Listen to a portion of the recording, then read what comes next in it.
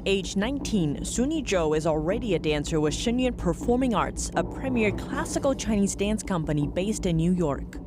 Zhou says through studying classical Chinese dance, she saw a change in herself. Before I started dancing, I was a relatively selfish person, and I wanted to be in charge.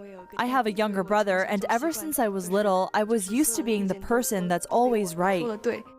But after she started dancing for Shen Yun, Zhou found cooperating with others is a must for group dance. At that time, you would realize that if you only think about yourself, or if you only think about expressing something of your own, then you would look different from other dancers. Then it'd be really hard for you to melt into the group. So it occurred to me that dancing is not to express myself, this one person, but to express us as a group and spread traditional culture. Cooperation aside, a classical Chinese dancer is often tested by arduous training regimens. I cry a lot. Actually, dance training oftentimes brings me physical pain. Sometimes I can't bear it and would just cry. But she says she doesn't see crying as a bad thing, but a chance to learn instead. Don't be scared to fall, but you must get up after the fall and keep going forward. This is the most important thing. Zhou says when things get really difficult, it's a sense of purpose that keeps her going. We would think about the big picture. Why are we learning dance? And why are we spreading this traditional Chinese culture? If we think big, then it's easier to pass the tribulations. You've got to have grit and can't give up easily.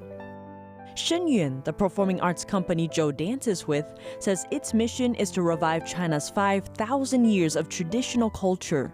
Those traditions had at one time reached the brink of extinction after the communist regime took over China.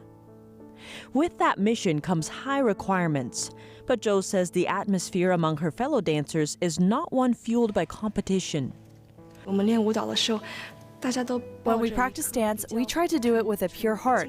There's no mentality like, I want to be number one or I want to be better than others. We just keep a good state of mind and keep practicing. Because I'm a dancer, I should just practice. And then naturally, if you put in enough effort, you will reap the reward.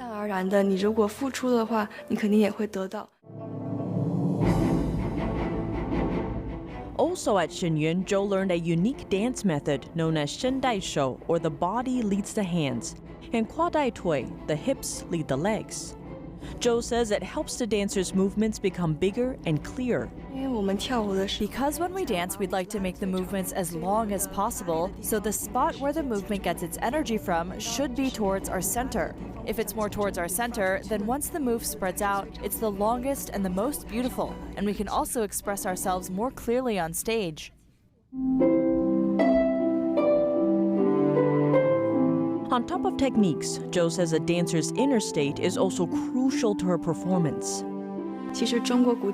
Classical Chinese dance is different from other dances because it needs to express the dancer's inner beauty, and such beauty is not something that can be achieved just by practicing movements daily. You really have to search for it in your heart, so when you dance, you can actually express that inner beauty to the audience.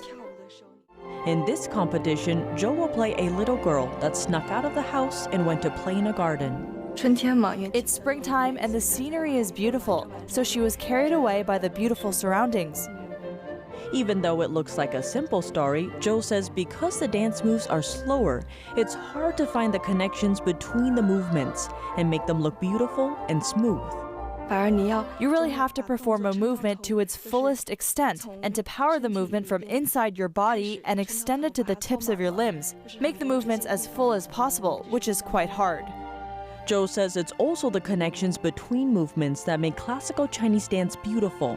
She's been working to improve her muscle control and make her moves as graceful as possible. NTD News, New York.